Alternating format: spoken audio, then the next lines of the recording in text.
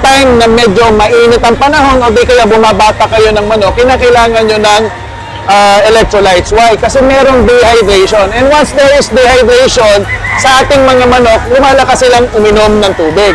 Pag malakas silang uminom ng tubig, mapapansin nyo, humihina silang kumain. Kasi nga, busog na busog sila sa tubig. So now, with the use of electrolytes, mapapansin ninyo, hindi masyado nagiinom ng sobrang daming tubig ang ating mga manok. Second, yun namang ating multivitamins dyan and minerals, kailangan ng ating mga manok, which are omnivores. Complete dapat ang kanilang needs sa multivitamin minerals from A to Z. And yan, mapupunahan na ang everyday needs ng ating mga manok. And then finally, yung probiotics, kinakailangan talaga ng good bacteria sa kanilang mga bituka every day.